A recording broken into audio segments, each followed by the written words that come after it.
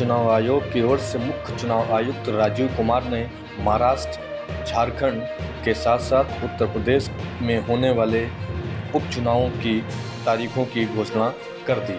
महाराष्ट्र और झारखंड के साथ वायनाड समेत कई सीटों पर उपचुनाव की तारीखों का भी ऐलान कर दिया।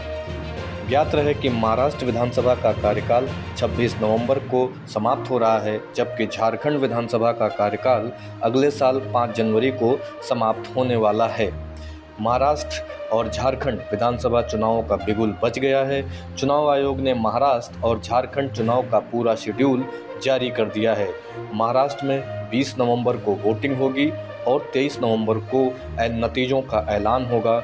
वहीं झारखंड में पहले चरण की वोटिंग 13 नवंबर को और दूसरे चरण की वोटिंग 20 नवंबर को होगी। महाराष्ट्र के साथ ही झारखंड चुनाव के नतीजे भी आएंगे। इसी के साथ चुनाव आयोग ने उत्तर प्रदेश में बहुप्रतीक्षित उपचुनावों के शेड्यूल का ऐलान भी कर दिया है, लेकिन एक सीट को लेकर तस्वीर साफ नहीं हो चुकी है। चुनाव आयोग के मुताबिक 13 नवंबर को यूपी की विधानसभा की खाली सभी 10 सीटों में से 9 सीटों पर ही वोटिंग होगी। इन सभी 9 सीटों पर वोटों की गिनती 23 नवंबर को होगी और इसी दिन चुनावी नतीजे भी आएंगे। महाराष्ट्र और झारखंड विधानसभा के चुनावी नतीजे भी 13 नवंबर को ही आएंगे। हालांकि यूपी की मिल्कीपुर विधानसभा में होने वाले विधानसभा उपचुनाव का अभी ऐलान नहीं किया गया है। इसको लेकर लोग तरह तरह के सवाल कर रहे हैं। कांग्रेस ने आरोप लगाया है कि जैसे फैजाबाद, अयोध्या में लोकसभा चुनाव में अवधेश प्रसाद ने बीजेपी को हराया, वैसे ही हार के खतरों को देखते हुए मिल्कीपुर में उपचुनाव नहीं कराया जा रहा है। 13 नवंबर को उत्तर प्रदेश में 9 सीटों पर उपचुनाव होने हैं, जिसमें कानपुर की सीसामऊ, प्रयागराज की फूलपुर, मैनपुरी की करहल, मिर्ज़ापुर की मंझवा, अंबेडकर नगर की कटेहरी, गाजियाबाद की सदर, अलीगढ़ की खैर, मुरादाबाद की कुंदरकी और मुजफ्फरनगर की मीरापुर सीट शामिल है। मिल्कीपुर को जोड़ दें तो राज्य में विधानसभा की 10 सीटें खाली हैं, जिस पर उपचुनाव होने वाला था। बताया जा रहा है कि हाईकोर्ट में मुकदमा लंबित होने के चलते इलेक्शन कमीशन ने मिल्कीपुर में चुनाव की तारीख का ऐलान नहीं किया है।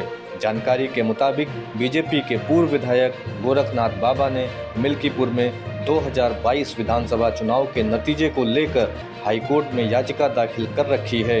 उत्तर प्रदेश 2022 विधानसभा चुनाव में हारने के बाद अवधेश प्रसाद के चुनाव जीतने के खिलाफ याचिका दाखिल की थी। इस याचिका का निपटारा नहीं हो पाने की वजह से मिल्कीपुर में उपचुनाव का शेड्यूल जारी नहीं किया जा सका है।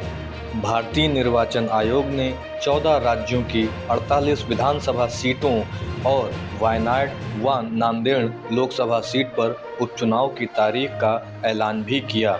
यूपी की 9 सीटों समेत 13 राज्यों की 47 विधानसभा सीटों पर 13 नवंबर को मतदान होंगे। केरल के वायनाड लोकसभा सीट पर उपचुनाव के लिए भी 13 नवंबर को ही वोट डाले जाएंगे। वहीं उत्तराखंड की केदारनाथ विधानसभा सीट और महाराष्ट्र की नांदेड़ लोकसभा सीट पर 20 नवंबर को उपचुनाव होंगे। वायनाड की सीट पर कांग्रेस ने प्रियंका गांधी को प्रत्याशी भी घोषित कर दिया है।